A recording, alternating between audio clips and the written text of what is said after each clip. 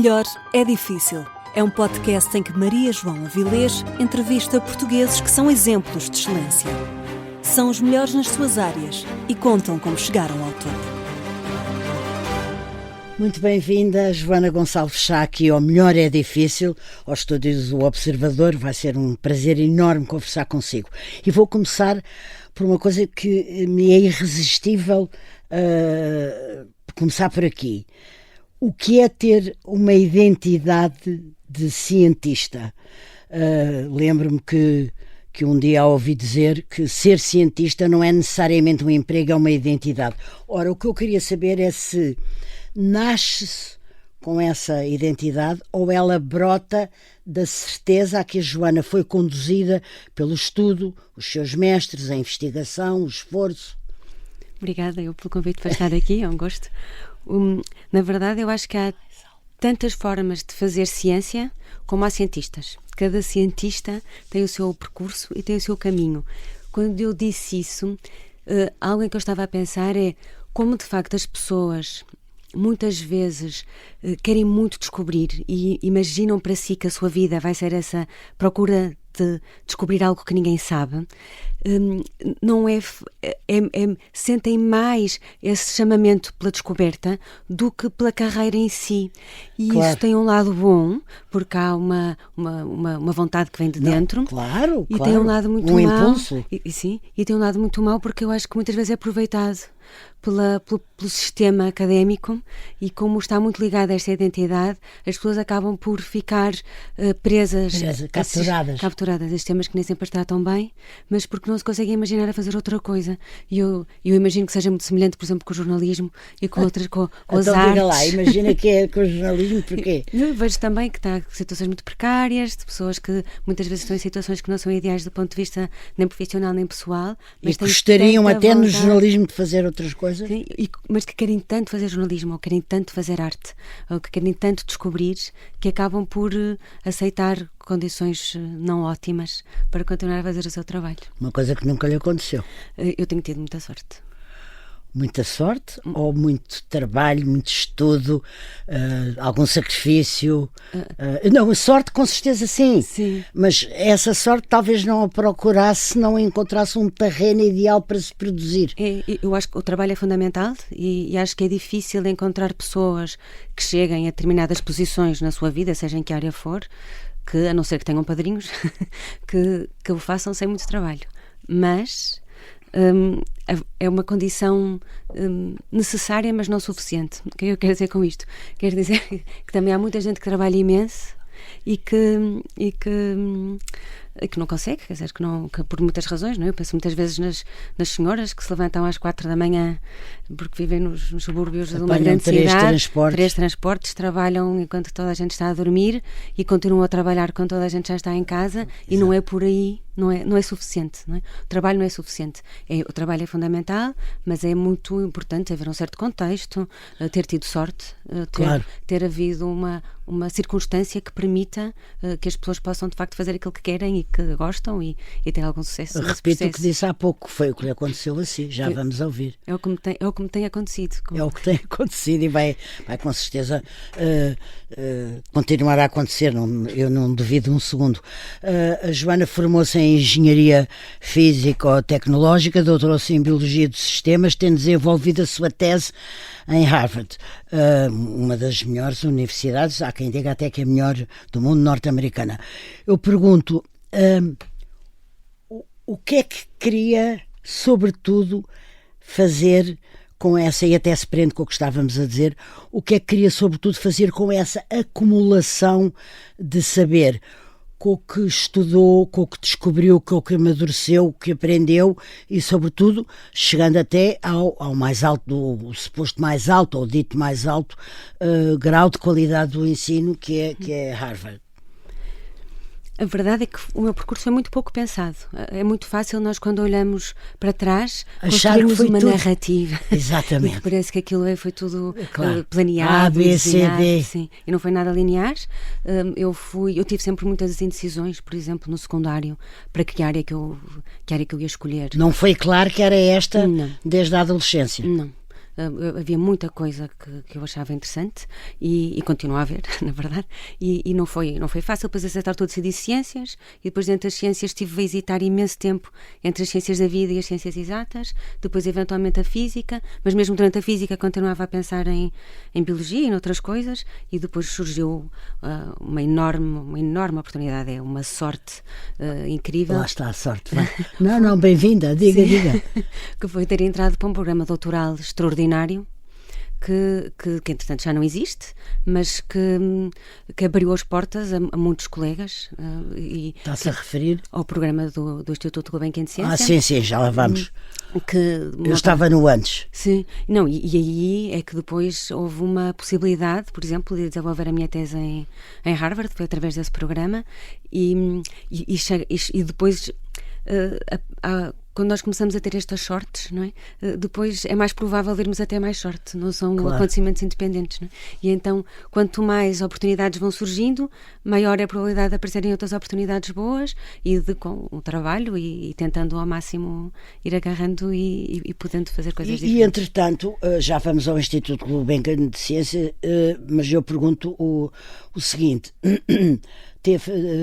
eu sei que Harvard foi justamente uma consequência de estar no Instituto, mas de Harvard teve 3 bolsas seguidas.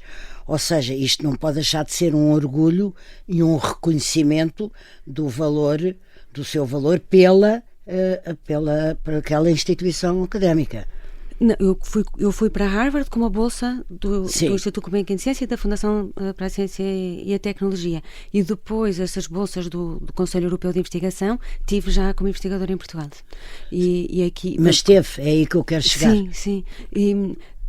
Pois, e mais uma vez, a primeira foi ótimo, a segunda e a terceira já são dependentes da primeira, por isso foi às vezes nós olhamos para os currículos e pensamos, esta pessoa teve aqui e aqui e aqui e aqui, mas esquecemos de perceber que... Como é que se encadeou? Exato, a pessoa esteve no sítio B porque tinha estado no sítio A, não é? Claro. Ter estado no sítio A aumenta a probabilidade de ter estado no sítio B. Ter tido aquelas primeiras oportunidades aumenta a probabilidade de vir ter outras oportunidades. Claro, evidente. E aqui, se tivermos essa sorte, cria-se esta bola de neve em que a qualquer momento pode ser travada, mas que eu se olho... É isso, eu acho que se olho para as pessoas que estão a conseguir fazer aquilo que gostam e com algumas condições, há algo que é claramente comum, que é muito trabalho. É raro mesmo haver alguém que não tenha uma enorme motivação e que não trabalhe muito para aquilo, e depois há sempre umas sortes no início e que a certo ponto que distinguem que no fundo abrem umas portas que antes não existiam, e passando por essas portas há chega-se, por exemplo, conhecer o professor António Coutinho. Sim. Já vamos ao professor António Coutinho, como não poderia deixar de ser, mas eu gostava só de ouvir um bocadinho falar de Harvard norte-americano, outro continente, talvez outra estrutura de ensino. O que é que retém da sua passagem por lá? O que é que foi mais interessante, surpreendente, decepcionante, até se quiser? Foi uma experiência de facto ótima, não só estar naquela universidade. Quanto tempo foi? Eu tive nos Estados Unidos quase 7 anos, no total. Já é muito ano para poder transmitir-nos aqui uma vivência. Sim, e na altura foi uma grande parte da minha vida. Claro. Eu fui relativamente nova. Que idade tinha quando foi? Eu tinha 25, penso eu, e voltei com 32. Por aí. E depois Harvard é quase colado ao MIT. Exatamente. Aquela avenida tinha imensos seminários, aulas a toda a hora, que eu tentei aproveitar ao máximo, na minha área e fora da minha área. Eu cheguei a ter aulas de economia enquanto lá estava, porque me interessou, e havia muito essa dinâmica. Havia uma dinâmica que eu não estava nada habituada em Portugal.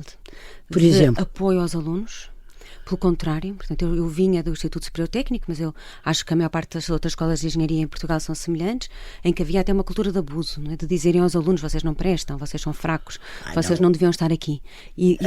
Ouviu isso alguma vez de um professor? N vezes. Eu pessoalmente não, mas na turma, dizerem-nos isto em sala, dizerem 70% de vocês vão reprovar, ou vocês não deviam estar aqui, deviam estar a fazer caixas de supermercado. Ao contrário do que se deve fazer.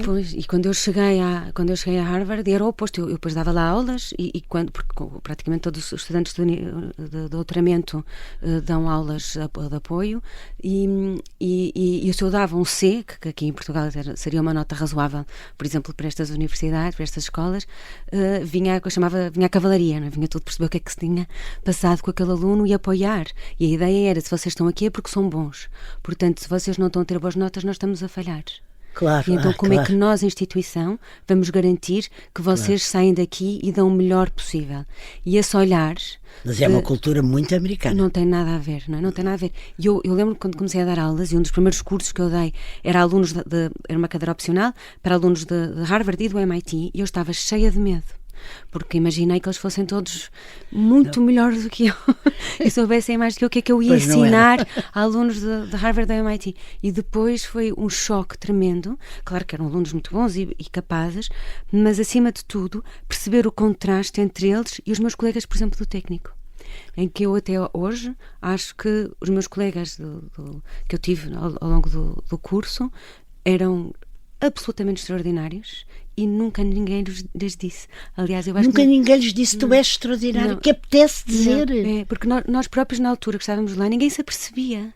Nós achávamos genuinamente que éramos limitados, que havia algo de errado connosco, e estávamos sempre a hesitar, a pensar se estaríamos no curso certo. Ouça, já passaram muitos anos daquilo que sabe, que não é presencial, evidentemente, mas daquilo que sabe ou ouve, continua assim? Bem, eu na verdade depois regressei e até estive no Conselho Pedagógico.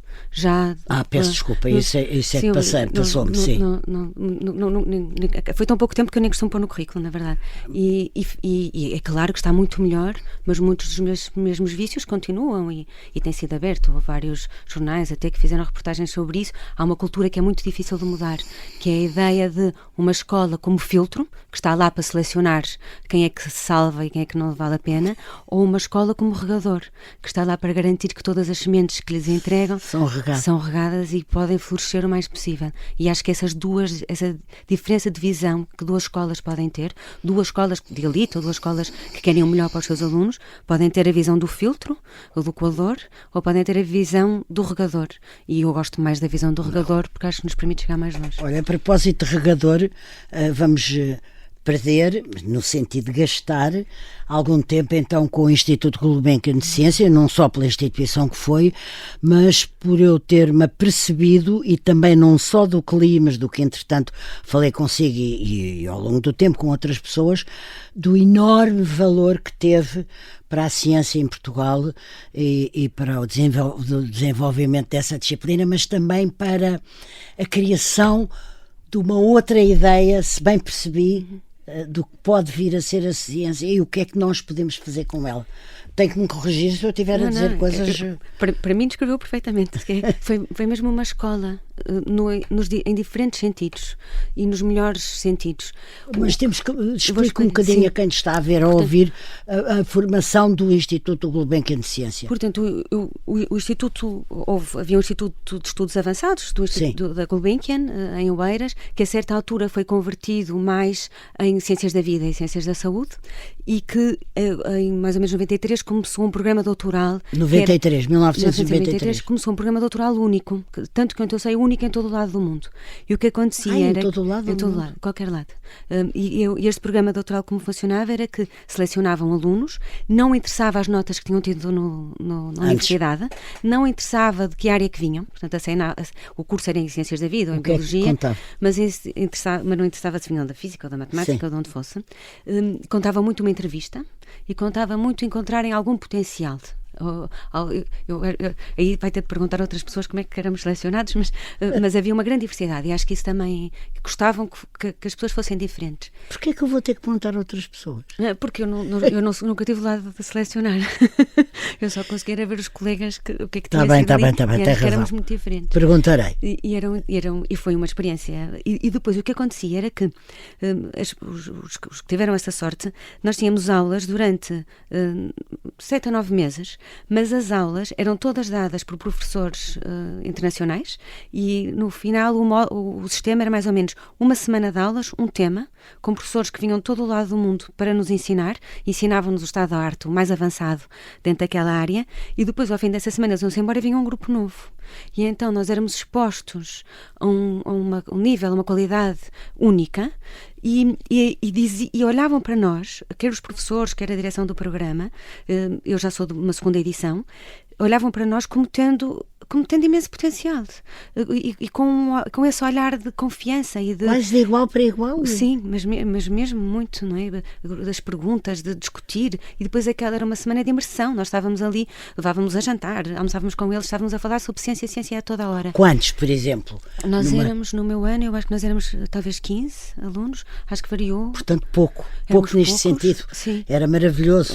E os professores eram 3 ou 4 talvez por semana, alguns ficavam um bocadinho mais de tempo, mas vinham com uma disponibilidade enorme e falar sobre aquilo era assim um privilégio e uma coisa extraordinária e juntava-se quer esse olhar de confiança, de que era a primeira vez para muitos de nós que olhavam para nós a achar que nós podíamos vir a ser cientistas que interessante. E ao mesmo tempo com um nível de exigência muito grande, portanto não era só baterem-nos nas costas e dizerem vocês são muito bons, era puxarem por nós o mais possível, era trabalho, a sério, de trabalho e de lerem e de pensarem e de puxarem. Foi, para mim foi uma experiência extraordinária que depois nos abriu a porta para irmos fazer a tese quase para onde quiséssemos no mundo, com estas bolsas. Portanto foi a Joana que escolheu Harvard. Nós vinhamos com este dote, não é? Claro. Vinhamos com umas bolsas, viajávamos, entrevistávamos em diferentes laboratórios, em diferentes países, se quiséssemos, e depois havia ali um encontrar de um projeto, de um orientador, de uma equipa, havia qualquer coisa que acontecia. E depois tínhamos esta possibilidade de ir para estes sítios e fazer lá o nosso projeto e pensar naquilo que queremos fazer. Está-me a falar como quem é tão interessante, como quem fala de um sonho, mas que foi verdade. Foi verdade e criou uma geração em Portugal que é... Aí temos que falar do António Coutinho. Pronto, temos, porque é uma geração que é completamente reconhecida. Neste momento é difícil encontrar diretores de institutos em Portugal, nesta área, que não tenham passado pelo programa, ou pelo programa, ou pelo próprio Instituto Gulbenkian de Ciência. É muito, porque depois o próprio Instituto funcionou como incubadora para uma série de outros institutos, incluindo a Fundação Champalimau, incluindo o CEDOC, o ITQB, uma série de institutos de ciências da vida que são muito importantes, ou que têm tido um historial muito importante em Portugal, que foram beber a esta prática do Instituto Gulbenkian de Ciência, muito graças ao António Coutinho. E na altura houve outro no Porto, da Maria de Sousa, e também o original da Gulbenkian, o Alexandre Quintanilha também esteve na formação. Exatamente. O Miguel Seabra, o Kalyan Chatterjee. Houve um grupo de pessoas que ajudou a formar... Uma elite, no mais novo sentido do termo. Já eles estrangeirados, portanto, já eles que tinham vindo de fora e tinham feito os seus doutoramentos e parte das suas carreiras fora de Portugal e que quiseram dar a uma geração nacional oportunidades semelhantes àquelas que eles tinham tido. Olha, estou a gostar tanto de ouvir. Vamos só fazer aqui, vamos continuar, mas vou só pedir a quem está a ver e ouvir uma pequena pausa. Voltamos já a seguir.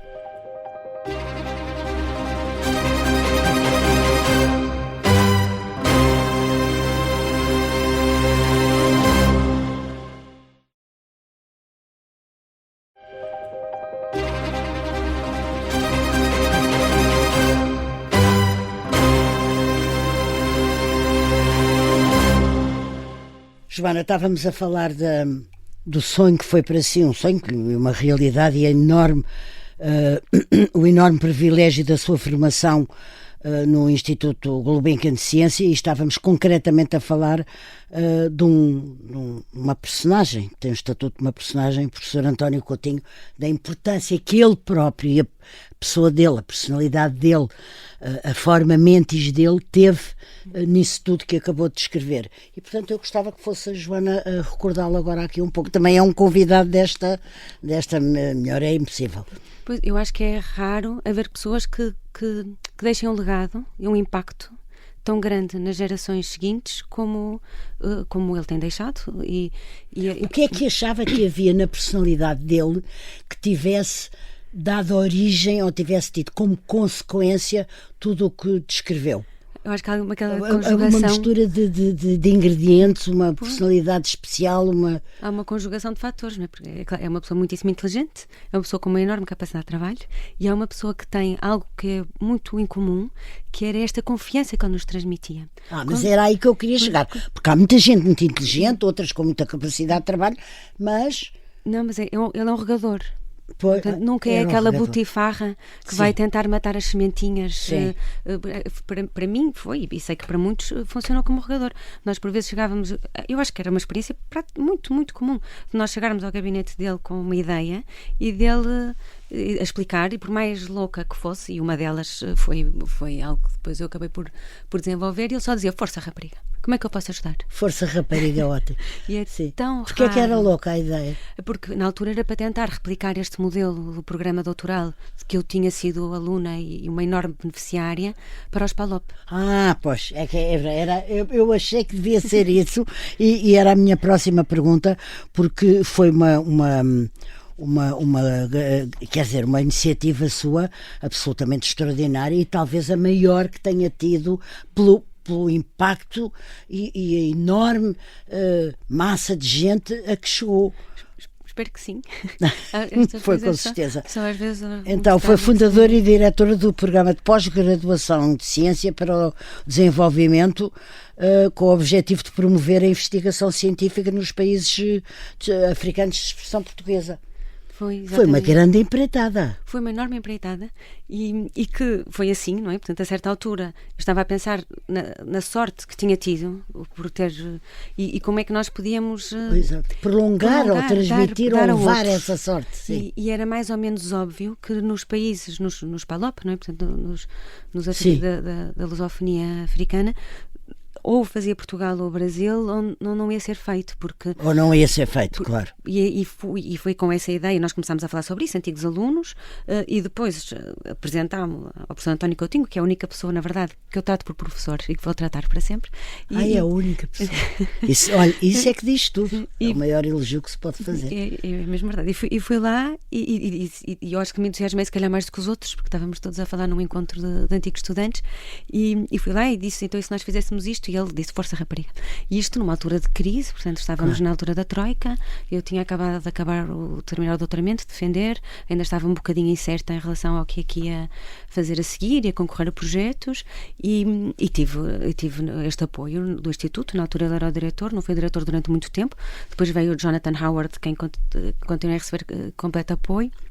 E montámo-lo. Portanto, basicamente andámos a bater a portas, a conseguir financiamento e conseguimos. E depois, porque também já havia esta massa crítica que o Instituto tinha ajudado a criar, eu comecei a mandar e-mails para os antigos alunos a dizer quem é que estaria disponível para dar aulas gratuitamente, porque não vamos ter dinheiro para pagar nada a ninguém. Claro. Quem é que estaria disponível para entrar nesta bolsa de voluntariado para poder ir dar aulas aos estudantes vinham cá ou vocês iam lá? Fizemos tudo em Cabo Verde. As duas coisas. Fizemos tudo em Cabo Verde, com enorme apoio do governo cabo-verdiano na altura e do ministro António Coelho Silva. Começaram em Cabo Verde?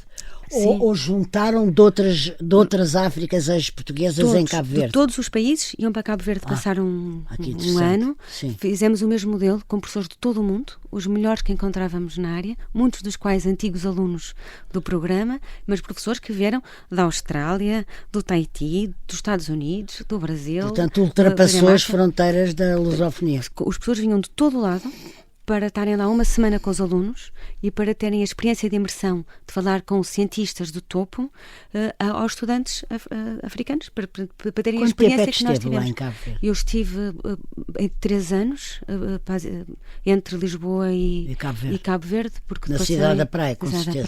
Também porque estava a montar o meu grupo de investigação em Portugal na mesma altura, e foram 3 anos muito intensos, mas temos já quase 50 alunos a defender.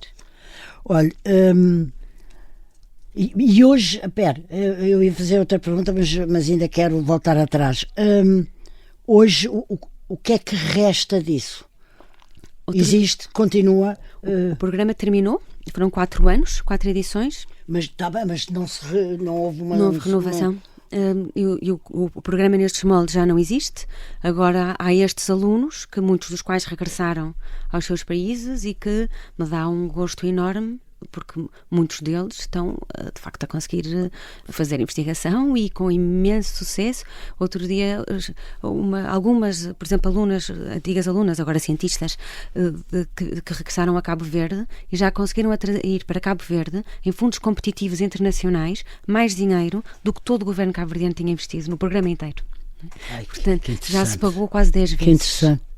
E prémios e distinções e não só, independentemente destas coisas assim que nós conseguimos ver que são mais qualitativas, há toda uma possibilidade de ter saído e ter estudado, e tivemos sorte também, tivemos alunos fora de série, claro. Mesmo cientistas de mão cheia, que me enche de orgulho. É tão bom ouvi-la. Olha, entretanto passou um bom par de anos, e alguma coisa, ou muita coisa, não sei, é isso que eu lhe pergunto, deve ter mudado, porque um dia a Joana disse assim: não compreendo grande parte do desenho que tem sido feito no sistema científico nacional. Mas já houve tempo em que a Joana achava que compreendia, como esse tempo que acabou de me descrever. Portanto, houve uma geração que fez coisas muito interessantes, como a Joana também reconheceu agora, diferentes, que houve toda uma confluência e tudo isso que acabou de dizer. Mas não está muito de acordo com o desenho atualmente do ensino. O que é que me pode dizer de mesmo substancial sobre isto? Ou seja, substancial, de importante, que vale a pena ser dito, ouvido e tido em conta. Bem, eu escrevi um ensaio sobre o assunto onde tento desenvolver porque é que eu acho que as coisas não estão bem e como é que eu acho que poderiam ser um pouco melhores. Mas há duas ideias principais. Só um segundo, qual foi o destino desse ensaio? Foi aqueles livrinhos da Fundação Francisco Manuel dos Santos. Eu sei, uma ideia para a ciência, exato. E escrevi, acabei por escrever esse texto porque acho que há pelo menos 2 ideias principais. Uma é que a ciência funciona tanto como uma benesse, como o sucesso da ciência, o facto da ciência nos dar tanto, funciona tanto como uma coisa boa como uma coisa má. Porque é aquela coisa que você diz da maldição, da bênção à maldição. É uma bênção porque de facto nos dá imenso, não é? Dá-nos a esperança de vida mais longa, tratamentos, a possibilidade de irmos ao espaço, eletricidade, imensa coisa. Por outro lado, por ser tão bem sucedida, surge a ideia de que a ciência tem de servir para alguma coisa e de que se faz ciência como um serviço, e eu acho que isso nos limita de uma forma muito pequenina. Porquê? Porque nós fazemos ciência porque podemos. Nós fazemos ciência porque o nosso cérebro nos permite. É uma honra. O Jacobi dizia que era para honrar o espírito humano. E esta ideia da honra do espírito humano, de que é como nós fazemos. Porque é que nós fazemos música? Porque é que nós fazemos arte? Porque é que nós escrevemos ou desenhamos? Não é para nada, não serve, não é por uma questão de serventia, é porque honra o espírito humano, honra a humanidade. E essa ideia... Mas quando se descobre a penicilina ou tratamentos oncológicos mais evoluídos, isso serve. E ainda bem. Não, eu sei, ainda bem, mas então, portanto, mas não é também por isso que se faz. aconchegar a ideia do servir. Exatamente, e é ótimo que possa servir. O que não podemos fazer é achar que é só para isso com certeza, sim. E a tentação que tem havido nos últimos anos, e por isso é que eu acho que é de vistas curtas, é de tentar que toda a ciência seja claro para que é que serve e a curto prazo. E eu acho que a penicilina, que estava a dizer, é um ótimo exemplo, porque aquilo surge de uma observação, até em circunstâncias que se pensa que não foram das melhores condições laboratoriais, de um fungo a crescer numa placa com bactérias. Mas o Fleming, já antes, tinha percebido que as lágrimas e que a saliva tinham propriedades antibacterianas. Portanto, houve uma mente preparada que, quando teve aquele evento de sorte, digamos assim, percebeu o que tinha à sua frente. Mas antes disso, tem de haver uma curiosidade enorme de o que é que eu tenho na saliva, o que é que eu tenho nas lágrimas, o que é que eu tenho aqui no laboratório meio podre. E esse nível de curiosidade que depois, de repente, dá descobertas com um impacto de salvarem milhões de vidas incontáveis, não seriam previsíveis. Ele nunca conseguiria dizer: eu vou escrever um projeto e quero que vocês me deem dinheiro porque eu quero ver o que é que está nas minhas lágrimas. Claro, com certeza. E é aí que eu acho que nós temos vistas curtas. Nós queremos que, antes de pensar no projeto, os cientistas tenham de perceber que impacto é que vai ter na sociedade. Em vez de saber que alguns projetos, sim, têm de ser assim desenhados, mas uma boa parte tem de ser só porque é interessante, porque eu tenho curiosidade, porque muitas das maiores descobertas surgem só porque as pessoas são curiosas. E no momento em que nós temos de começar, quer a justificar porque é que fazemos ciência, quer a nós próprios limitarmos a nossa curiosidade, porque a tentar pensar para que é que isto pode servir, estamos a fechar portas sem nos apercebermos que estamos a fechar portas. Muito bem, ficou muito, muito bem explicado. Olha, entretanto, já a Joana ensinava, investigava, já fazia muita coisa dessa história de vida tão interessante que me está a contar, mas depois houve uns tempos em que ou se pôs a si própria entre parentes ou a ciência ou não pôs, e esteve a fazer voluntariado em sítios um bocadinho inesperados, se quiser, no Ghana, de repente, em África, depois na Índia, portanto 2 continentes, mas depois houve um dia que me disse assim: mas é que eu também fui aprender. Portanto, há uma parte de voluntariado e há uma parte em que se sentiu a receptora de alguma coisa que não tinha e que passou a ter. Foi completamente nesse sentido que fui para esses 2 sítios, porque tinham 2 escolas com projetos de ensino muito interessantes. Principalmente a da Índia, que depois ganhou prémios em Davos. Era uma escola que tinha criado um modelo. Como é que se chamava? Desculpa. Chamava-se Rishi Valley. Era muito isolada, no meio do campo. No Ghana? Não, na Índia. Não, peço desculpa, sim. E essa escola tinha desenvolvido um programa. Portanto, havia uma escola, que era a escola principal, interna, como muitos colégios na Índia, e que depois tinha criado um sistema, numas aldeias satélite, de ensino para as pessoas das aldeias, muito da maneira como nós tínhamos historicamente nas pequenas aldeias em Portugal, que eram os alunos todos juntos, todas as turmas, todas as idades, com um professor só, e eles tinham desenvolvido todo um sistema, não só de dar uma formação muito boa com um professor só, quase sem recursos, àquelas diferentes gerações, como de recuperação do terreno. Portanto, eles davam à escola um terreno completamente árido por sobrepastoreio ou por falta de água, e eles recuperavam os solos como parte do ensino. Portanto, há projetos, e eu queria, nessa altura, estava um bocadinho perdida, ainda não sabia muito bem o que queria fazer a seguir ao doutoramento, e foi e sabia que gostava que o meu percurso estivesse, de certa forma, ligado à educação ou à ecologia. E então encontrei estes 2 projetos, e escrevi para lá e perguntei: se eu for para aí, vocês ensinam? Se eu for para aí ajudar no que vocês precisarem, ensinam-me a fazer em troca. Ensinam, e pronto, e tive 2 boas respostas e peguei na minha mochila e começou pela Índia? Comecei pela Índia e tive E o Ghana, que tipo de projeto era? O Ghana era uma escola diferente. No Ghana fui tentar montar um laboratório, também lá com conhecimento local, um laboratório experimental para ensinar, porque a ciência, o que é muito interessante na ciência é a possibilidade de nós podermos testar hipóteses. Nós estamos sempre errados em ciência. E estamos sempre errados. Até me caiu a folha ao chão. Se algum cientista diz que está 100% certo, disseram-me isto ontem, é porque está errado. E nós sabemos logo que esse cientista está errado, porque nunca estamos certos, estamos sempre errados e estamos sempre a tentar estar um bocadinho menos errados. Mas não sei se é a mesma coisa não estarmos certos ou estarmos sempre errados. Há aí uma graduação. É verdade, eu vou dizer isto de outra maneira. Temos de ter sempre dúvida, e tem de ser sempre uma dúvida construtiva. E este processo de tentarmos ir resolvendo a nossa dúvida deve muito ao método experimental, porque é esse método que nos mostra que estamos errados. Nós pensamos que sim e depois fazemos a experiência e afinal não. Pronto. E estamos permanentemente a confrontar-nos com as nossas hipóteses erradas. E então a ideia era... Porque aprender o método científico é muito mais do que ensinar a ciência, é ensinar a viver com esta dúvida, é ensinar a saber dizer não sei, mas isso interessa-me, eu quero descobrir mais sobre isso. E o objetivo no Ghana era construir um laboratório de experimental, biologia, química, noutras áreas, física também, experimental, de muito baixo custo, porque com materiais que se conseguissem recolher quase que da porta para fora, mas que permitisse testar ideias e ajudá-los a pensar nisso. Então, esse foi o projeto numa escola que era interessante, também no Ghana, da AI International, também muito rural, como é que nós conseguimos ensinar esta maneira de pensar científica e experimental a alunos de diferentes idades, praticamente sem dinheiro. Foi de facto uma coisa que a marcou, pelo modo como me respondeu.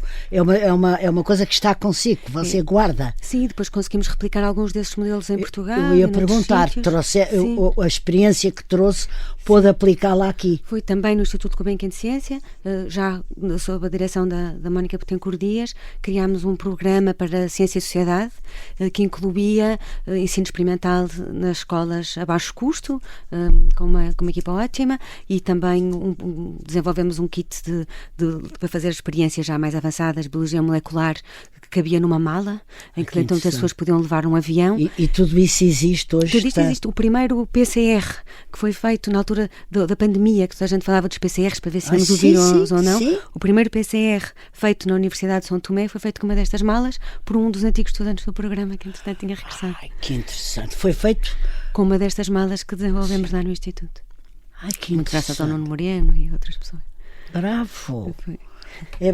Então não imagino o que é poder ouvir coisas que correram bem, mas que não correram bem por acaso. Você fala muito da sorte e tem razão, porque a sorte depois cria a probabilidade de haver mais sorte, explicou isso muito bem. Mas no fundo está-me a contar uma história que correu toda ela bem, que é a sua própria história. Pois, eu assumo a responsabilidade da frase. Não, mas vamos para a frente. Também correu muitas vezes muito mal, não é? Também houve muitas noites sem dormir e eu... Não, muito mal era quando tinha uma dúvida ou quando estava num impasse ou muito mal por razões mais graves. Há sempre coisas difíceis e há sempre aquela sensação de que nós não estamos a fazer, que estamos a falhar aos estudantes. É uma sensação permanente. Acho que é um bocadinho a sensação dos pais também, não é? Que achamos sempre que estamos a falhar aos filhos. Mas é interessante que eu agora ia ao ensino, porque investiga, mas também ensina, não é a mesma coisa. É professora na nova School of Business and Economics da nova SBE e no Instituto Superior Técnico e membro do corpo docente externo diga lá como é que se chama a história em Viena, Complexity Center. Já estive na nova SBE, já estive no Instituto Superior Técnico, agora estou no LIP e na Universidade Nova de Lisboa e no Complexity Science Hub em Viena. Portanto, pode-me falar da perspectiva de ensinar, que estava um bocadinho a começar a abordá-la, no ter-se dúvidas ou não se ter dúvidas, o que é ter um aluno expectante ou em expectativa à sua frente. É duríssimo. E acho que não nos preparam quando nós começamos num percurso científico para orientar, para apoiar estudantes e não há como não lhes falhar. Basicamente, acho que claro, não há como. Eu não descobri como não falhar às pessoas da minha equipa. Eu digo aos estudantes, a sensação que eu tenho é que falho em permanência e de vez em quando. Joana, não é possível porque isso é tão dissonante com o tipo de atitude, de resposta que tem tido. Não. É muito difícil. Não sei. Eu não encontrei como é que se faz. Mas algum aluno se sente um falhado diante de si, não? Dentro da ciência, as pessoas têm um nível de exigência com elas próprias altíssimo. E é um bocadinho voltando ao início, não é? Há uma vontade muito grande de se fazer mais, de se querer mais.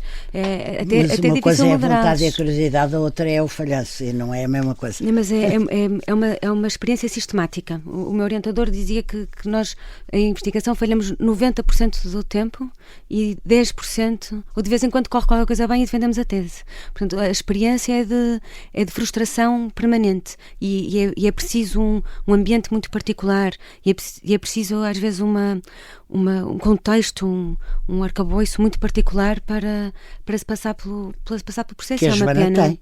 que eu tenho tido. Tem tido. Não acho que seja algo que... Nada disto, eu acho que seja algo que é... Adquirido. Adquirido. Sim.